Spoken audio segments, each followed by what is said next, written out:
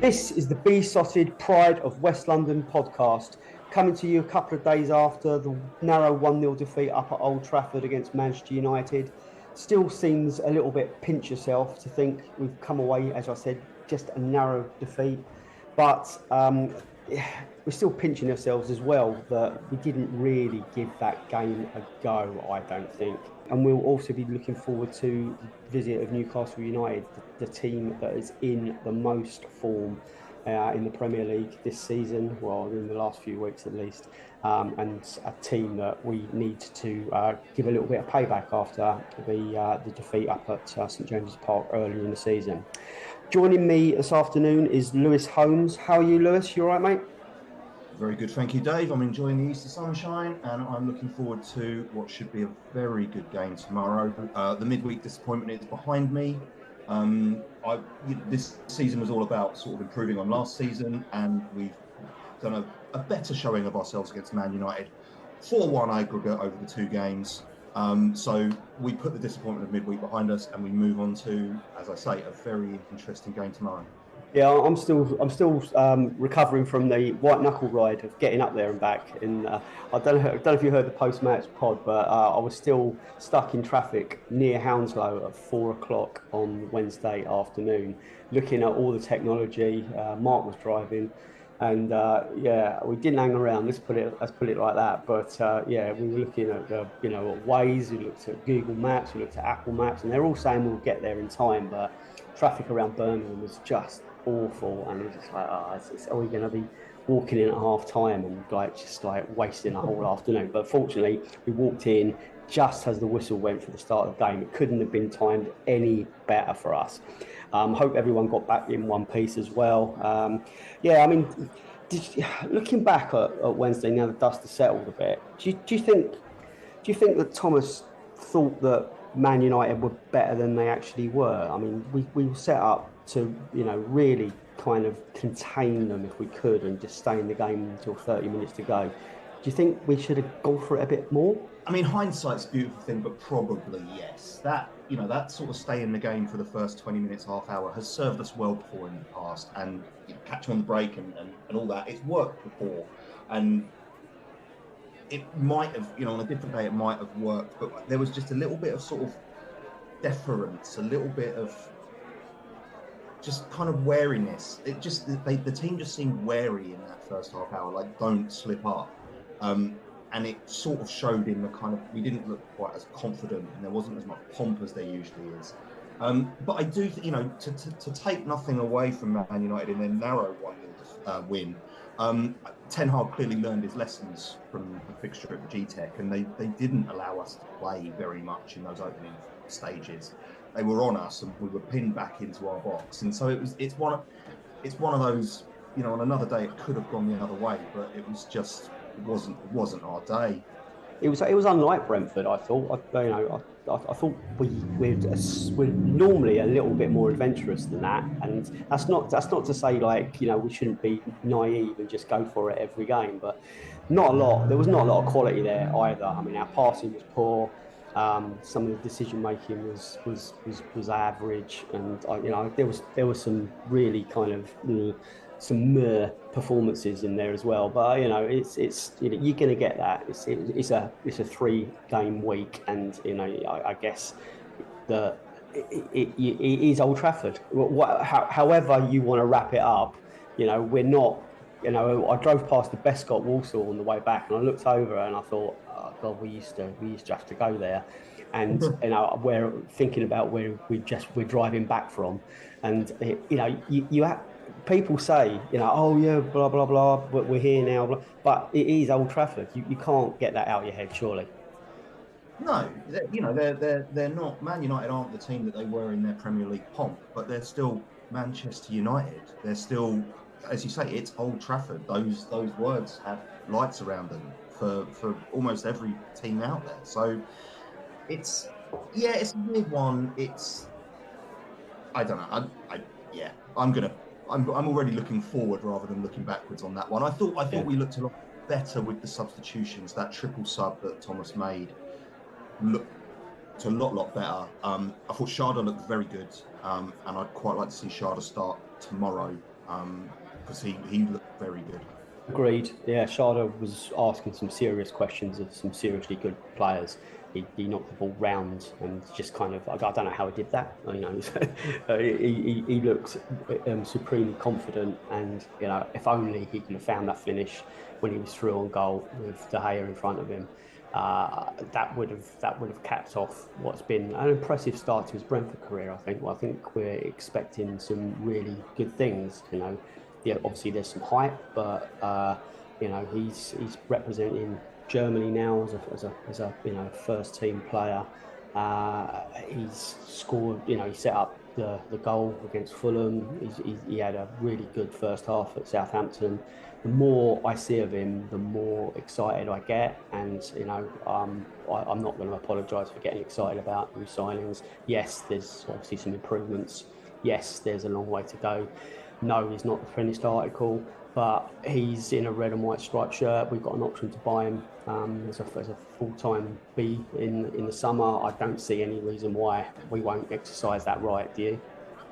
No, absolutely not. No, I don't think I've seen a loan to buy that hasn't become a buy. Like, they always go through. So I'm very excited to see more of him. He's a massive upgrade on Philipp Hoffmann. I love Hoff, but he's a massive upgrade on our last big German striker. And yeah, he's got all that sort of raw potential, and it's just a case of kind of, you know, honing it and getting him into the system, the Brentford system. But I want to see him on Saturday. I think Newcastle are good. That Newcastle are a good team, but their defence can be got at. And Sharda running at Dan Burn has got my mouth watering already. Yeah, I agree. Now, let's go back to rainy Old Trafford Wednesday night. Straight after the game, I caught up with a fair few Bees fans, and let's hear what they said after that defeat. Definitely the first half was Man United. It's a good lot of opportunities coming from them, culminating in their goal. But we did need to mix it up in the second half, and the three substitutions all at the same time really did make a difference. I think Josh Da Silva, Kevin Sharda and Shander Baptiste put in a great shift to really good football and started giving us opportunities, with a really clear chance by Kevin Sharda that's going to look quite good on the highlights. I'd like to see that one again, definitely. We made a big improvement with the subs. First half too passive, sat back too much, and midfield arguably a bit too weak. I thought first half were very poor. We never closed them down quick enough. I thought we should have been better in the first half. He's made some changes, brought on a bit of pace, and I thought we were excellent second half, to be honest, man. I thought we were much better. We managed to contain them a bit more. But all in all, I mean, you know, you can't be grumbling at 1-0. But I thought we could have done better in the first half. The pitch is soaking wet. You've got to take a few players out sometimes. It's all like light-hearted. They had two booked for quite big tackles in the first half, and we were like, with a couple on that far corner, with a couple of them pulled out, and you're thinking, you've got to go through them. You know, give them something to think about, and the pace did change it. They looked frightened when the pace came on. So it looked to me like we came here to try and sort of almost conserve energy and try and just basically see out 60 minutes, hopefully still be at 0-0, and then maybe try and, because the first half we didn't show any sort of attacking intent. I don't know, maybe that was the plan. I mean, every now and then we got the ball, things didn't fall for us at all in the first half. So, you know, maybe we could have got a little bit more out of it, but I don't think we'd have made those changes as early if it'd still been 0-0. And then once we made the changes, you know, I thought we played really well. There's the Bees fans giving us their opinions straight after the final whistle, straight from the heart, and pretty much word for word what we've just said as well. I don't think there's many Bees fans that have got a different way of looking at that game. Yeah, it was important that we didn't expose ourselves early and get blown away, as it were. But you know, once you realise that Man United weren't quite on it, the shooting was woeful, everything was going over and wide. I think, you know, we should have just gone for it a little bit more. But there you go, as you said, hindsight is a wonderful thing. Are you feeling a bit funky, Lewis? Or are you feeling a bit more factual? Where were you at this morning? I mean, generally, I'm a bit more punk than funk, Dave. But I'm always open to a little bit of funk and some facts. if I put not me, if I played a combination of the both, would that be something you'd be interested in? Hit me with it, mate. Hit me with it. Right, I will. Jonathan Birchall, JB, Super B, Fact and the Funk Man. He is going to give us some facts and funk about the last few games and about the visit of Newcastle United. Cheers, JB. Take it away. Are you ready for this? I told you it was coming. Woo! JB, and he's ready to stock it to you one time. Get it! Hello, Jonathan Birchall here again. As we enter the final quarter of the season, it was a couple of games this week which only produced a point. Although over 100,000 fans saw those two games. 73,309 at Old Trafford was slightly down on last season, but still the second highest crowd ever to watch one of our games. For Ivan Toney, it was 10,000 down on the 83,947 who witnessed his England debut at Wembley. Back to Brighton, and it was one of those unusual ones where we had no corners. Statistically for us, that happens once every couple of seasons, but it's the second time in the last 9 seasons that's occurred at Brighton. The other was a 1-0 win in January 2015 when Andre Gray scored the only goal of the game. The United game was heading the same way, but we rewarded our first after an hour. Pontus and Pinnock both scored on Saturday. We've not seen two centre-backs on a league score sheet since August 2017, when then captain John Egan and Andres Belgian netted in the 4-3 defeat to Nottingham Forest at Griffin Park. In our history, we've had 5 previous home league fixtures against this Saturday's visitors Newcastle, but no win for 75 years. None of those home fixtures have ever been draws. Although with us being the Premier League's draw specialists with 13, and Newcastle second with 11, you couldn't rule out a first home draw at the weekend. Some really good knowledge in there, as always. Thanks, mate. We move on to Newcastle, the form team at the moment, 4 straight wins, and they had a cracking midweek result at West Ham United. They blew the Hammers away 5-1. There was some calamitous defending in there by West Ham, which may flatter the final scoreline slightly, but you know, it's being no doubt that Newcastle there's a swagger about them at the moment. They beat Man United last weekend, and you know, it was a tricky one. West Ham are down there battling. Well, don't know how battling somehow, but I mean they should be battling. Whether they are battling, but they are in a relegation scrap. If they didn't think they are before, they certainly are now. And they came away with a 5-1 win. They will be quite confident about coming to New Griffin Park. We'll be speaking to Matty from the Gallagher end in a minute. He's got all the insider knowledge. How are you looking at the visit of the Magpies, Lewis, and Eddie Howe? I should confess that I have an irrational dislike of Eddie Howe. I don't know where it comes from, but there's something about the man that rubs me up the wrong way. But there's no denying that he has got that Newcastle team playing fantastically, and he's really got them playing for each other and working as a cohesive unit. They've had their little blip. All teams have a little blip. They've had their little blip and it's behind them, and they are in good form. But I think they are there to be got at as well. Like even West Ham during the week, who were not good, scored against them. And I think it probably is going to define our season.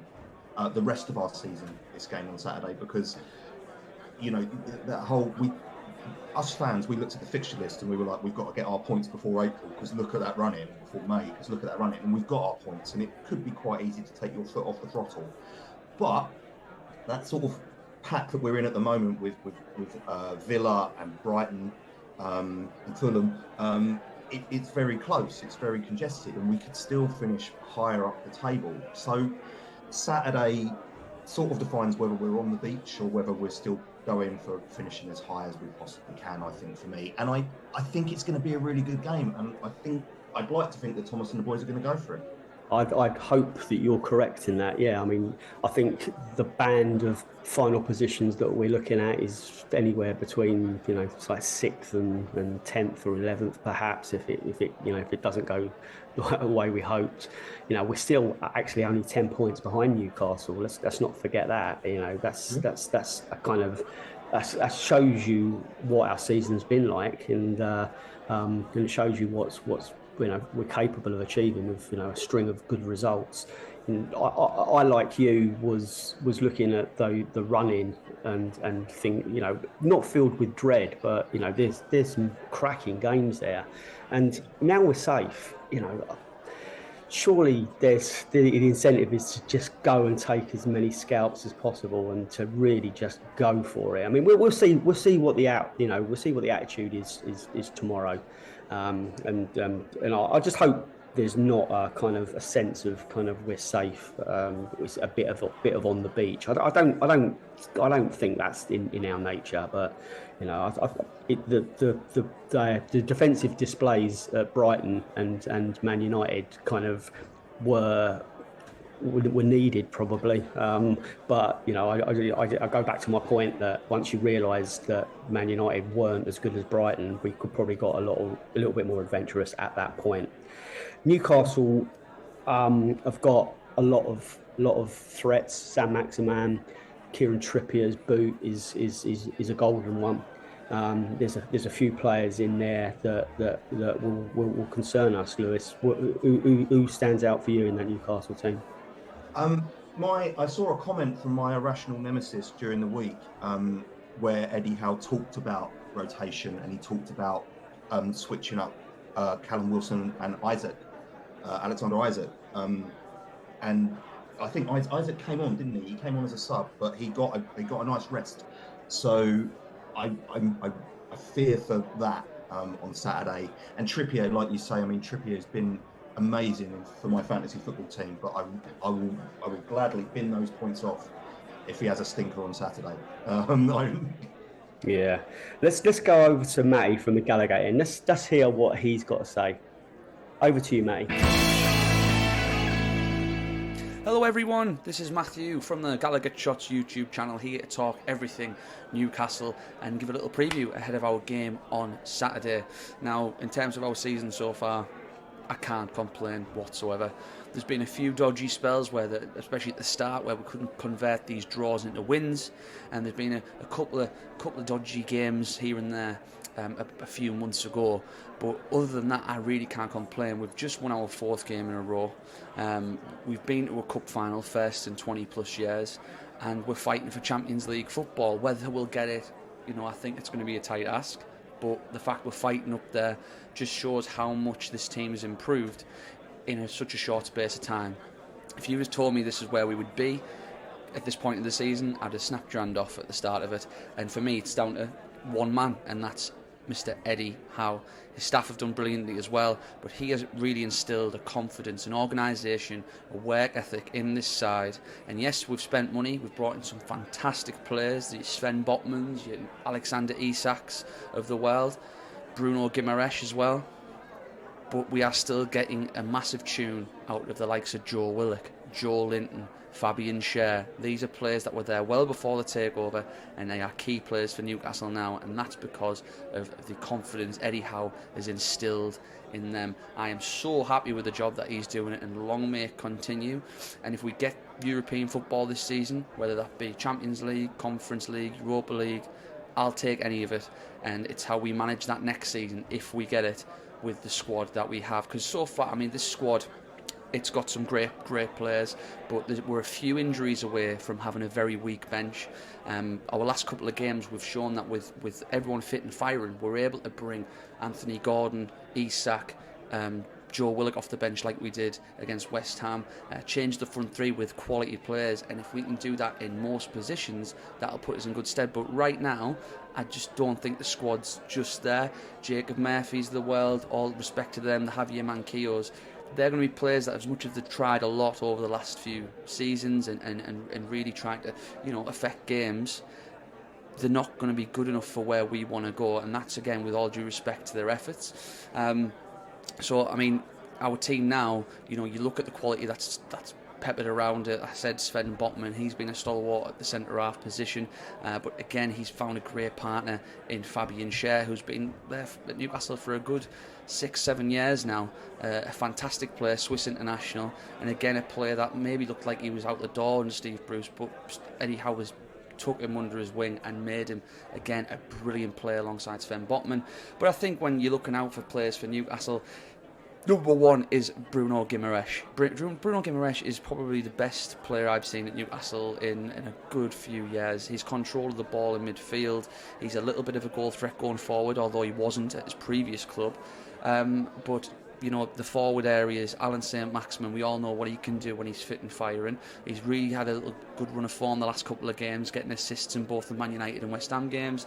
And it's good that we've got options at centre forward now. Callum Wilson, I think we'll all be aware of the threat he possesses, but Alexander Isak's finally getting a run of games after the injury he got that kept him out for a good couple of months, and he looks like he can be lethal. He's quick, he's strong, he's tall, he's awkward, he can finish from outside the box, he can finish from inside the box, and he's good in the air. But he's still only young. I think there's a bit of raw talent there that's going to be moulded by Eddie Howe. But yeah, I think we should be looking out for players like Isak, but you know, this squad is slowly becoming, well, especially the starting 11, slowly becoming a team that have got quality in a lot of positions, and hopefully we can refine that and add to that in the summer. In terms of what we're going to do this season, I think as long as we get European football, then that will dictate us getting maybe 4 or 5 players in the summer, because like I say, the squad's just not there yet. However, if you get Conference League, and no disrespect to the teams in that league, maybe your Jacob Murphys of the world will do jobs on those Thursday night games. But if we finish in the Champions League, there needs to be 3 or 4, 5 quality additions. Now, will we make the Champions League? Me personally, I'm known as a pessimist. I don't think we will. I just don't, because of that squad game. There's a lot of football still to be played. There's 10 games or so, and I think that a few injuries could cost us. Our run-in is not too bad. However, we've still got the likes of Brentford next on Saturday. By no means an easy game. Brentford are doing so well. They've only lost 6 games all season. Like us, they've drawn a few, but they've been very, very good. And you've got the likes of Aston Villa, who've hit a massive run of form now under Unai Emery. We're playing them after Brentford.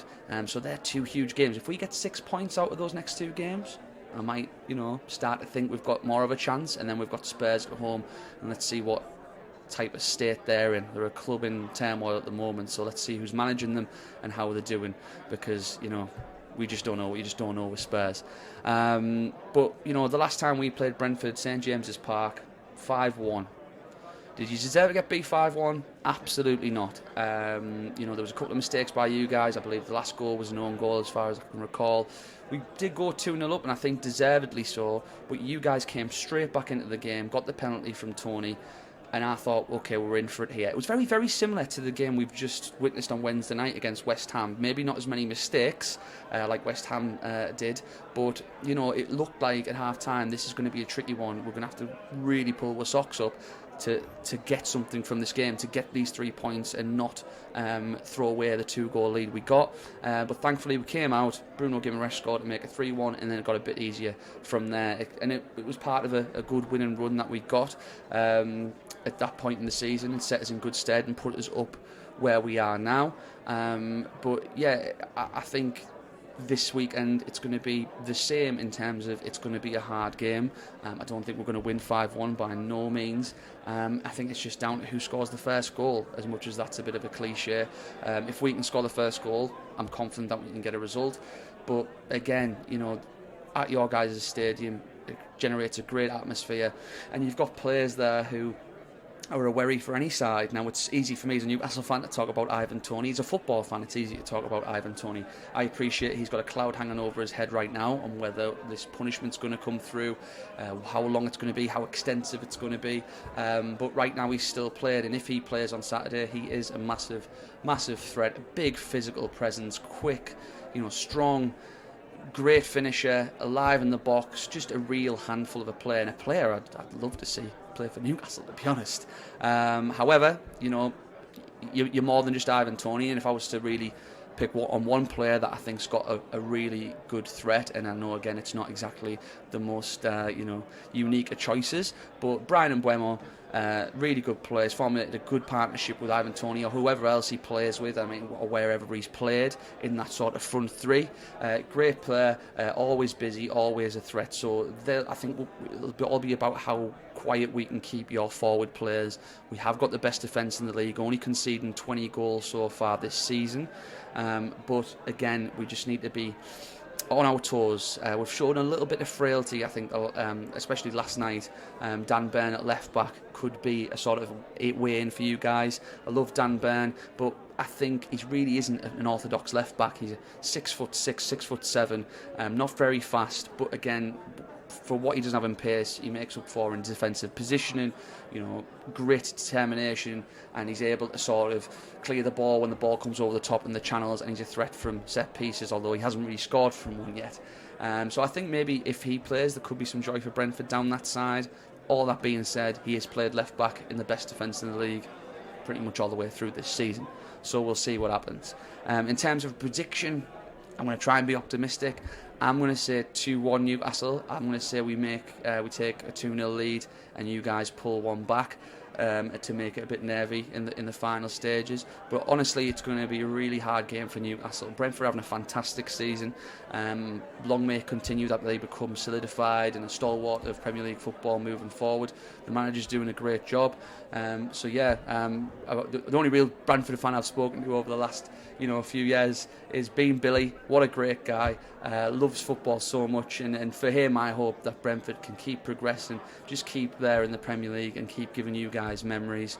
Again, I think it's going to be 2-1, but all the best to you guys going to the games. I hope you have a good drink with a few Geordies who are going to be travelling down in their numbers. Safe travels to all of them, and if you ever want to come and listen to anything more about Newcastle, you know where to find us, the Gallagher Shots YouTube channel. But all the best, have a great long weekend everyone, and stay safe, and I'll catch you again soon. A confident Magpie, as you would imagine.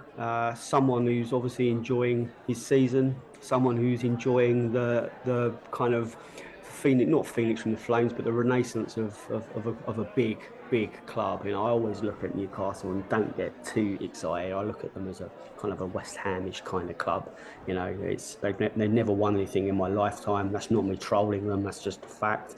It's like they've got a huge reputation. Their fan base is legendary for obvious reasons. They're bonkers. They follow their team everywhere.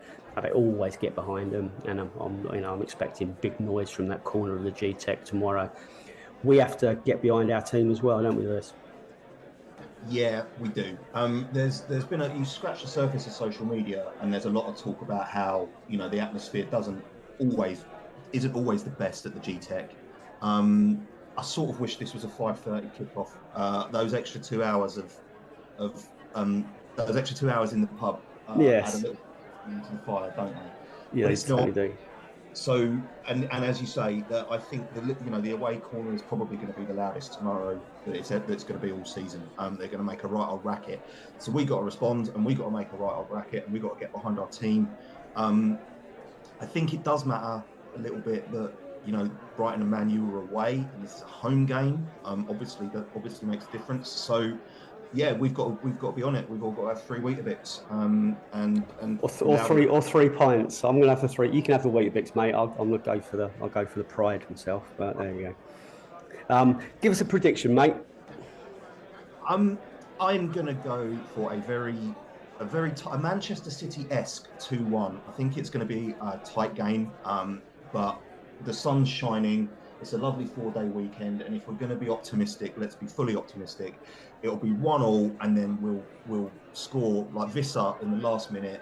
The roof will go off, free from Desire Blast, and a happy Easter weekend to all.